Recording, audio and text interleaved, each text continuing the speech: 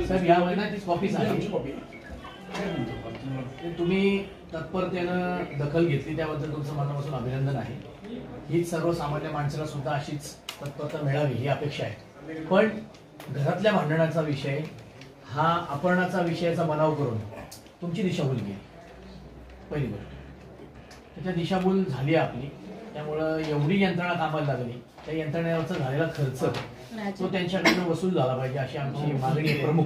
त्याचप्रमाणे ही जी पोलीस यंत्रणेची, प्रशासनाची, सरकारची दिशाभूल झाली त्याबद्दल त्यांच्यावर गुन्हा दाखल झाला पाहिजे. कारण कायमच धरण फुटलं तर खेकड्यांनी फोडलं, औषधाचं पुरवठा हापकीन संस्थेकडनं होतो, त्यांना हापकीने कंत्राटदार वाटला, अशी हे दिशाभूल वारंवार ह्यांच्याकडनं होते. सरकार यंत्रणेची, प्रशासनाची, सरकारची आणि आता पोलीस यंत्रणेची. त्यांना कुठेतरी चाप बसला पाहिजे. सर्वसामान्य नागरिकांची सुद्धा यातनं दिशाभूल अनेक वेळा त्यांनी केली आणि कायम सगळ्यांना वेठी धरण्याचं काम या त्यांच्या मार्फत होतं. ज्यावेळी आदित्य साहेबांची या ठिकाणी सभा झाली होती, विनाकारण मुख्यमंत्र्यांनी या ठिकाणी बोलवलं आणि ती गाडी फोडण्याची घटना घडली. सभा आहे आदित्य साहेबांची, त्या ठिकाणी मुख्यमंत्री सासवडांना इथं बोलवायची काहीच गरज नव्हती.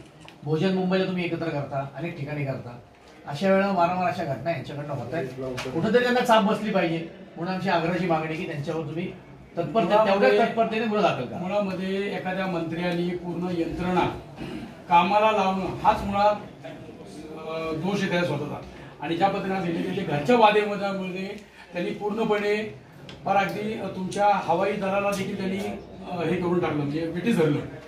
पूर्ण शासनाची तर झाली महाराष्ट्राची, तेव्हा केंद्र शासनाची पण त्यांनी दिशाभूल केलेली आहे. त्यामुळे आमची मागणी अशी आहे की त्याच्यावरती सुमोटो हा शासनाने गुन्हा दाखल केला पाहिजे. कारण ज्या पद्धतीने एखाद्या माणसाचं मिसिंग केस झाली असेल तर आपण 24 तास त्याला थांबायला सांगता किंवा वाढ बघ, पाहुण्याला फोन कर, काकाला फोन कर, मामाला फोन कर, पोरगा इकडे गेला असेल, पोरगा तिकडे गेला असेल. पण ह्या केसमध्ये अवघ्या 3 तासामध्ये आज आम्ही शिवसेनेच्या वतीनं त्यांना ज्या पद्धतीने निवेदन दिलेलं आहे की या पोलिसांवरती आमचा खऱ्या अर्थानं आता रोष आहे की त्यांनी ज्या पद्धतीने एक चौकशी करायला पाहिजे होती तशी करत नाही अजूनही, आणि संस्थेच्या ट्रस्टीवरती देखील गुन्हा दाखल केला पाहिजे हे आमचं पहिलं म्हणणं आहे. ज्या पद्धतीने नेहमी सावंत कुठल्या ना कुठल्या विषयामध्ये म्हणजे हापकीन असेल, खेकडा असेल असे उठाठेव करत असतात ते नेहमी. आज मुलाची घरातली भांडणं त्यांनी पूर्ण शासनाला, केंद्रीय शासनाला पूर्णपणे वेठीस धरलं आहे. त्यासाठी आम्ही पोलीस यंत्रणा सांगितलं की तुम्ही तपास करा आणि ह्याच्यावरती योग्य ते शासन झालं पाहिजे आणि ज्यांनी जी खोटी फिर्याद दिलेली आहे त्याच्यावरती हा गुन्हा दाखल करायला पाहिजे. निवेदन काय दिलं, काय म्हटले? घरातली भांडणं, मुलगा बापाला आवरत नाहीये हे बापाला माहिती होतं की आपला मुलगा उडणार आहे. 2 दिवसाआधी या सगळा प्लॅन व्हावा लागतो तरच हे प्रायव्हेट खाजगी विमान मिळतं. ही सगळी तत्परता मुलांना दाखवली होती, हे कुटुंबात सगळ्यांना माहिती होतं. पण मुलगा काय आपल्या हाताला लागत नाही असं कळलं ज्या वेळा मुलगा संस्थेतनं गाडी घेऊन बाहेर पडला. हे सुद्धा स्विफ्ट गाडीमध्ये जाताना माहिती होतं, ट्रस्टींना माहिती होतं, संस्थेच्या आमदार तानाजी सावंत यांना, वडिलांना सुद्धा माहिती होतं. मग कुठेतरी प्रशासनाला वेठीस धरायचं, पोलिसांना वेठीस धरायचं, सरकारी यंत्रणा कामाला लावायची महाराष्ट्र राज्यातली. त्याचबरोबर केंद्रीय हवाई उड्डाण राज्यमंत्री माननीय पुण्याचे खासदार मोहोळसाहेब यांनासुद्धा त्यांनी कामाला लावलं. पण त्यांना हे माहिती होतं की अपहरण नाट्य हे नव्हतं, आपला मुलगा फिरायला गेला होता, मित्रांना सोबत होते. मग ही यंत्रणा कामाला लावायचं कारण काय? ती यंत्रणा कामाला लावली त्याबद्दल त्या यंत्रणेचा सगळा झालेला खर्च, वाया गेलेला वेळ याची वसुली या आमदार तानाजी सावंत आणि कुटुंबियांकडनं व्हावी. त्याचप्रमाणे पोलिसांची, प्रशासनाची, सरकारची दिशाभूल करून खोटा अपहरणाचा गुन्हा दाखल करून जे पोलिसांना फसवलं गेलं त्याबद्दलही त्यांच्यावर गुन्हा दाखल व्हावा. ज्यांनी ही कंप्लेंट या ठिकाणी दाखल केली त्यांच्या कॉलेजचा जो ट्रस्टी आहे त्याच्यावर सुद्धा गुन्हा दाखल व्हावा. खोटे गुन्हे इतर सर्वसामान्य माणसांनी दाखल केले तर त्याच्यावर तत्परतेनं गुन्हा दाखल होतो, फसवणुकीचा गुन्हा दाखल होतो. तीच मागणी आमची आहे, याच प्रकारचा गुन्हा यांच्यावर दाखल व्हावा.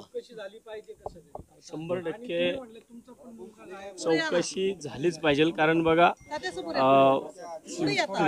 म्हातारी मेल्याचं दुःख नाही पण काळ सोकवलं नाही पाहिजे. कारण स्वतःच्या वैयक्तिक स्वार्थासाठी जर कुणी संपूर्ण प्रशासन अगदी एवढी तत्परता जर संतोष सोनवणे यांच्या, संतोष देशमुखच्या विषयामध्ये जर दाखवली असती.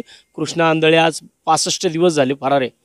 म्हणजे 65 दिवस झाले तरी एवढ्या मोठ्या आरोपातला की जे संपूर्ण राज्याचं लक्ष ज्या विषयाकडे वेधले गेले तिथं तुमचं लक्ष नाही आहे. पण केंद्र सरकार असेल, पिंपरी चिंचवड महानगरपालिकेतले आमदार असतील, एवढी लोक एका विषयासाठी कामाला लागली आणि अवघ्या काही तासामध्ये मुलाला कळलं नाही ते कुठं लँड होतंय ते. म्हणजे इतकी तत्परता जर पोलीस प्रशासन असेल, राज्य सरकार असेल, केंद्र सरकार असेल, एकाच्या हट्ट पुरवण्यापोटी जर एवढी प्रशासन यंत्रणा जर कामाला लागत असेल तर मला वाटतं हे चुकीचं आहे. कारण सामान्य नागरिकांनी एखाद्याने कधी जर कुणी खोटा गुन्हा दाखल केला तर त्याच्यावरती गुन्हा दाखल होतो आणि याच्यामध्ये क्लिअर सगळं दिसतंय. आपल्याला जर आपण पोलीस स्टेशनला आलो तर आपल्याला पोलीस स्टेशन पहिल्यांदा सांगितलं जाते की तुम्ही तुमच्या आसपासचे कॅमेरे चेक करा, त्याचे CDR चेक करा, ते आणून द्या, फुटेज आणा. मग हे तर हा तर काय VVIP होता ना, मग ह्याच्याकडे कुठले फुटेज नव्हते का? 4 वाजता पोरगं जर फ्लाय होतोय तर तो कळत नाही आहे. आणि मग आता आम्हाला पण असंच वाटायला लागलं ना, प्रत्येकाला घरी गेल्या गेल्या पोटात गोळा येते पोरगं घरी नसलं की. म्हणून मी काल म्हणलो रात्री 12 वाजता अण्णांना फोन लावणार होतो की अण्णा माझं बी पोरगं नाही आहे, काय करता येईल का बघा म्हणून कुठं. पण म्हटलं आपली काय एवढी ऐपत नाही, 78 लाखाची. पोरगं आपलं 2 व्हीलरवरतीच गेलेलं होतं जेवायला, ते आलं 12 वाजता आलं ते. त्यामुळं मला वाटतं की हे चुकीचं आहे. असा जर पायंडा पडत गेला तर मला वाटतं की प्रत्येक राजकीय नेता हा अशाच प्रकारे तानाजी सावंतांचं श्रेय घेऊन आपल्या मुलांसाठी किंवा इतर घरातल्या कुठल्या माणसांना शोधण्यासाठी संपूर्ण यंत्रणा मार्गी लावाल. धन्यवाद.